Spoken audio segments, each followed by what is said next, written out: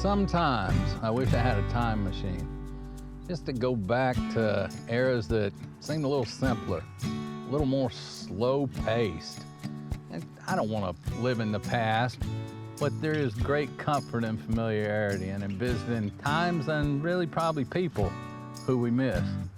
Lucky for me, I do have that kind of time machine. It's a TV show.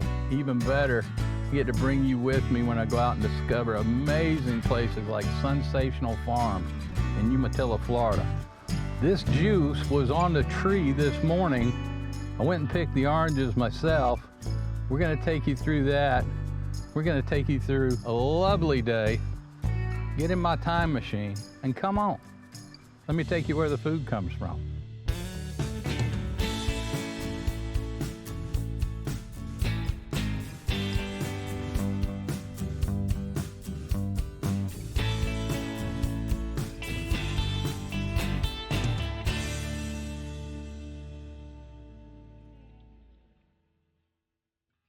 "20 years ago, there were about 1 million acres of Florida citrus groves. Now that number is less than 400,000.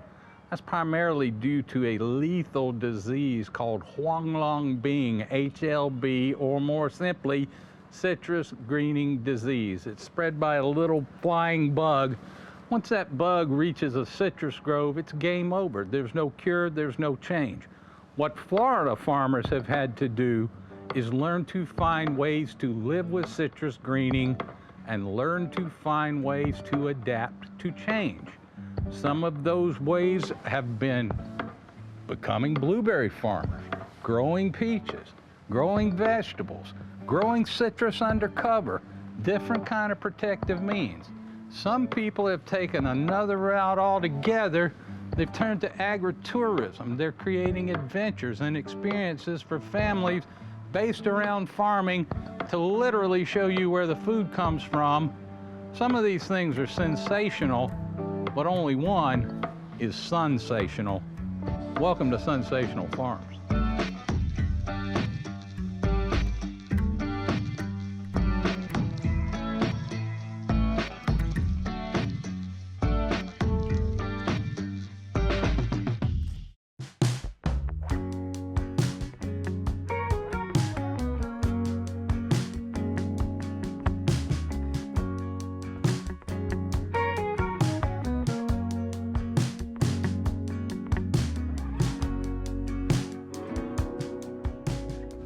Guys, just another day at work. It's a beautiful morning here in Florida. So how long has this grove been planted? How long has this grove been in operation? Been here about 15 years. 15 years? Yes, sir. And it's still producing really good despite the greening and all of that. This is what provides the fruit that makes the juice, that makes Sunsational go. Yes, sir. And I believe y'all gonna put me to work this morning? Yeah, we'll get you picking a little bit of fruit for us. A little bit of fruit. So I tell you, sometimes I think people are less interested in being on television than they are in getting a little free labor. So I'm gonna jump out here and y'all gonna show me how to do this? Yes, sir. All right, let's go.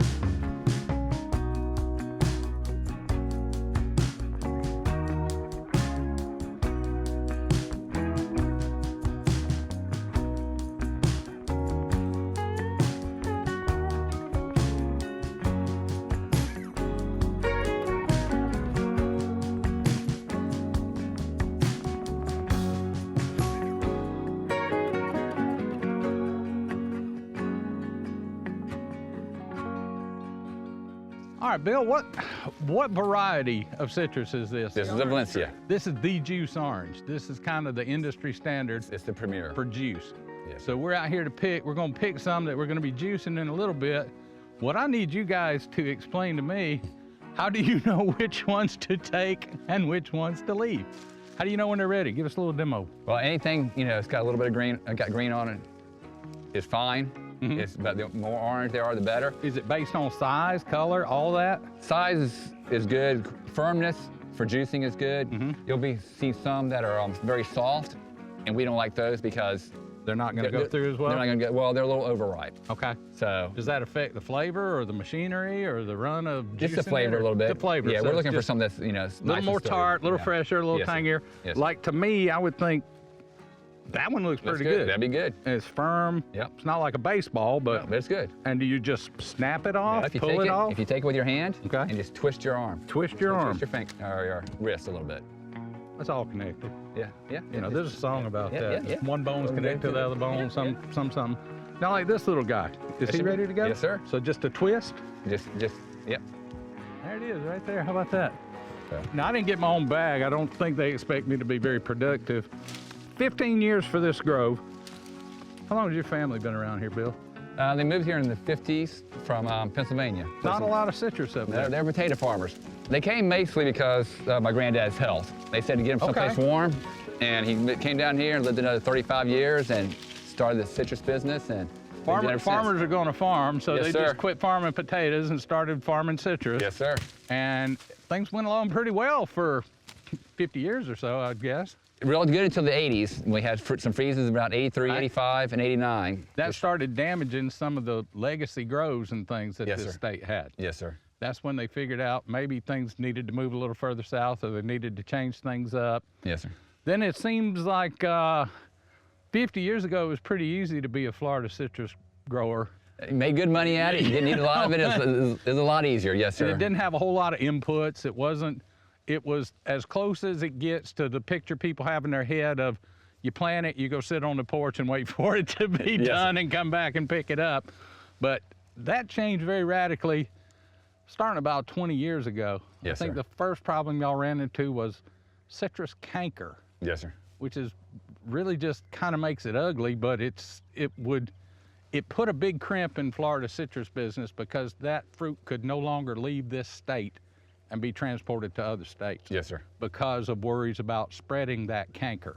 I'm sure everybody wishes now that canker was the biggest problem they had to deal with. Yes, sir. Yeah, we learned how to deal with that one. It wasn't a big deal. And, Right. then the greenie came along. And then Citrus greening, Huanglong Bing, HLB. It's run rampant in the citrus industry in China. It's run rampant in South America. In the United States, Florida is the only place it is. Unlike China and Brazil, you guys can't just plant this grove, work it as long as it lasts, then clear some trees, push out, replant groves and start over again. In China, they can do that. They can take whatever land they want and keep going. Yeah. You've got to deal with capitalism and a democratic process. Yes, sir. So you have to find ways, like every citrus grower in Florida, to work with what you've got and get the most out of what you got. All of that said, after generations of citrus farming, you've hung on, you've fought the fight, you're still in here plowing. We're literally out here picking your own fruit right now, but you had a different idea about a different way. The way farmers often do, they say necessity is the mother of invention, and sometimes necessity is just a mother, you know? So everybody has to adapt and change, especially in farming. Your next step was to partner up with Brian's family over here and create what's now known as Sunsational Farms, which is where we are today. We're getting the basic product for what's running Sunsational Farms. Tell us a little bit, what is Sunsational Farms? What are we about to go see? Sunsational Farms is an agritourism destination, very family oriented. We like to educate people on where food comes from and growing and having local produce. We also do some family activities as well, but we started, my family had a packing house, started back in 2001, and I came on in 2015 to run it until 2018. At that time, we had a little retail shop and we sell honey and oranges and stuff like that. And we decided to open up a little bit bigger retail store. And so that was a standalone business outside of the packing house. We had the packing house and the store. And we started talking to Bill about, you know, hey, we're interested in doing like a agritourism thing, some vegetables and stuff like that. So we decided to start the farm and move the retail store to where the location is now, and that's how Sunsational was. Let me back you up a little bit. You said, you know, we had a packing house. Okay, well, what happened before that? How many generations? Are you Florida citrus legacy people? Yeah, my family moved down here in the 50s, and my grandfather and father did citrus. Where'd they come from? From New York. From New York. Yes, So sir. they're all coming down here Come from north. Yes. Yeah. to plant citrus groves. Now, you both still have your family citrus operations. Yes. You've got your groves, you've got your groves. You've come together to make Sunsational Farms. What was the inspiration for that? I could just see the decline in the volume coming into our packing house. I sort of the writings on the wall of the devastation of greening. It was just a need to diversify and find an alternative. We did not want to do homes. We wanted to keep something in ag, something rural. And so this was what we considered the best option to diversify one of our groves that was 15 acres. You know what, the thing I love about agritourism is anytime you can get people to pay to watch you work, that's pretty good. And we wanted to do something for the community. Absolutely. Someplace that families can come, kids could be outside doing stuff.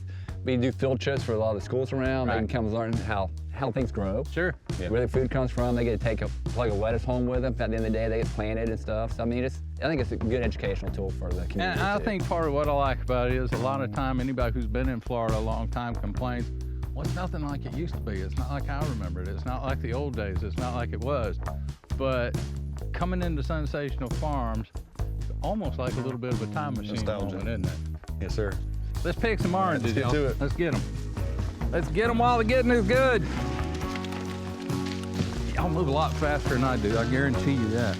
Oh, here's some. What they call low-hanging fruit.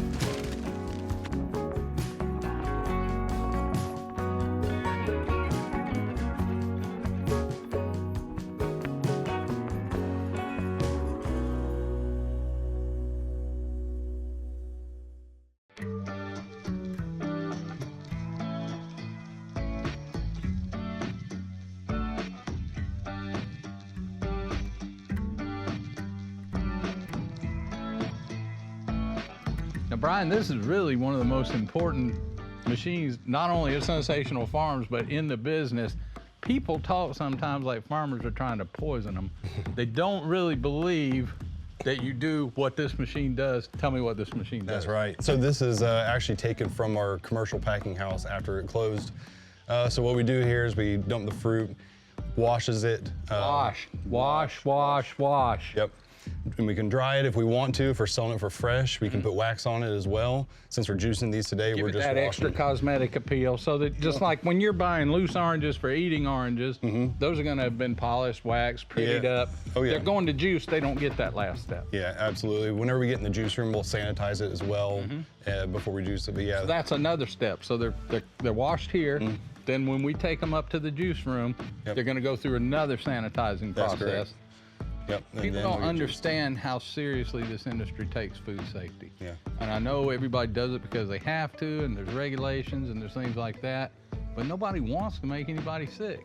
And the juice that you buy from the store has been pasteurized. So they have that final sort of check where they know there's nothing, no contaminants or anything. Since we do raw, unpasteurized orange juice here, we definitely take our juice serious and make sure we're cleaning as much as possible. And All those sanitizing extra it. steps and all those It's extra a raw things product that so we don't pasteurize. that people don't ever see and they don't ever know, but those things are happening Yes, all sir. the time.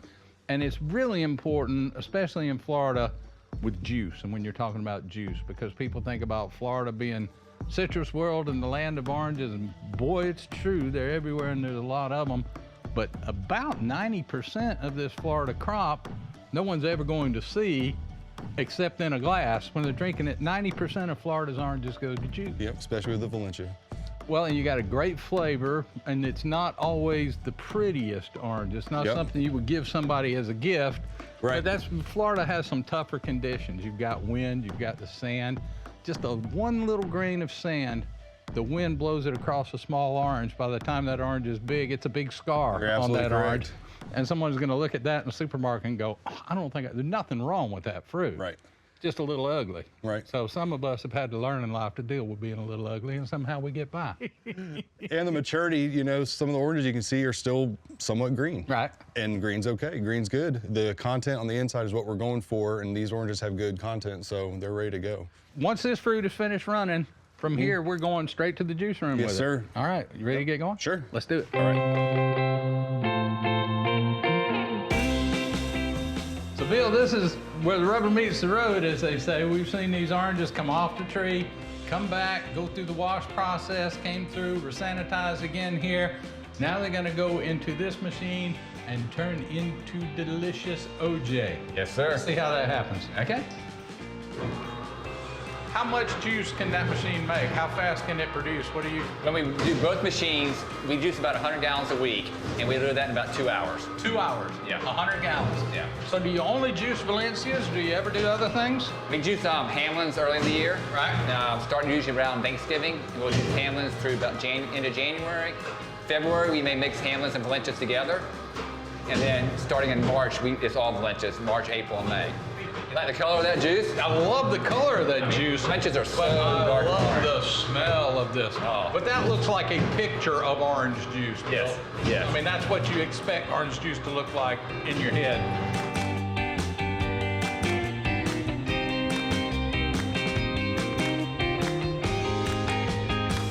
We hear people talking about imperfect produce. Yes, sir. And seconds.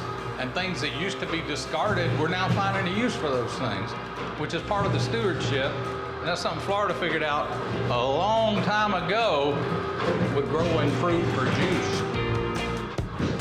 This is the most beautiful color orange juice I've ever seen in my life. I hope you've got your monitor screen adjusted appropriately to be able to see it, but it doesn't really matter how pretty it is. What matters is this step right here.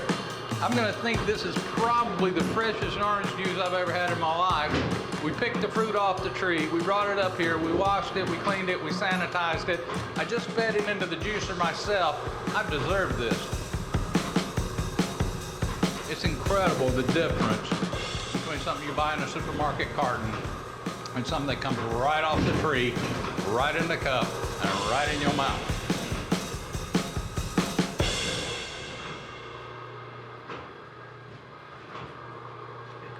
Oh, man.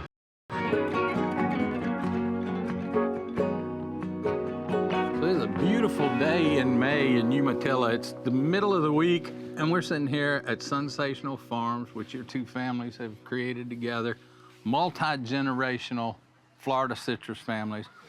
What does it mean to you, Bill, to be able to sit on this spot on land where your DNA is literally in the dirt and be able to see what you've built and be able to see that come to life? Just amazing to me. The thing I love most though is being able to watch somebody sitting on the front porch, rocking in the rocking chair, enjoying a good time, and being able to get some good vegetables that were grown here on the farm, some good orange juice that was squeezed right here and grown right here locally, and just see where their food's coming from, but also get to enjoy family, being outside. So many families today are just, they're locked up in their houses, they're playing on the video games, they're not getting out. This was one of our family's orange groves for as long as I can remember. Where we're sitting now? Right where we're sitting, yes, Wow. sir. And you know, watching the trees decline and just knowing that the grove had served its purpose, it's time for something else.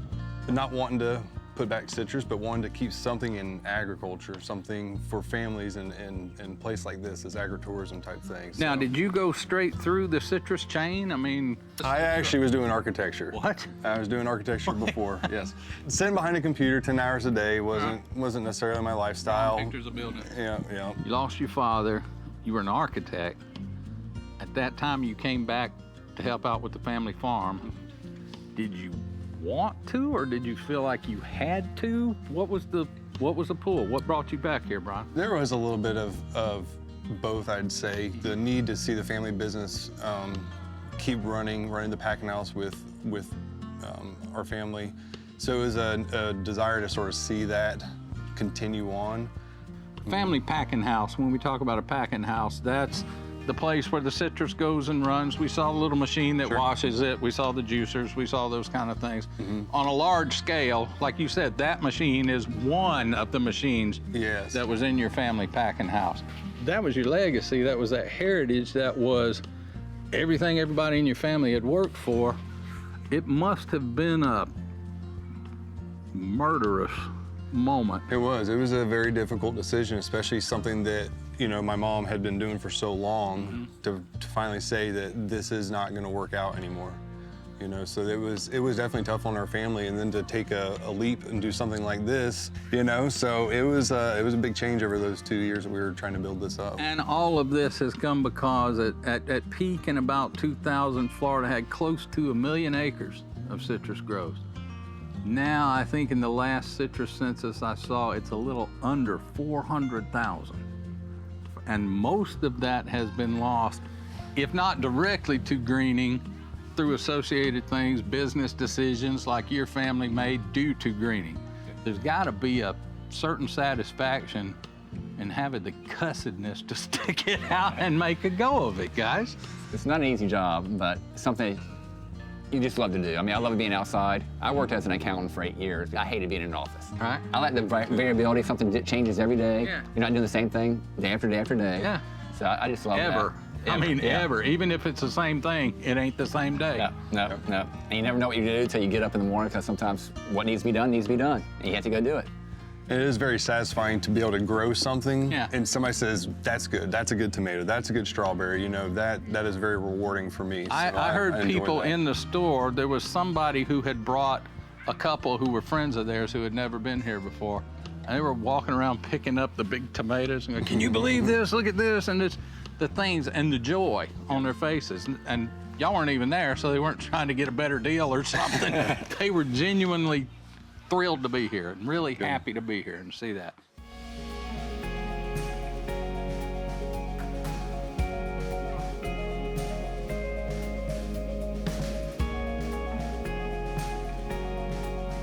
You know, I tell you, we get to see special places as we travel, and we get to meet great people. And there's something unique about each and every one, but there's something very similar.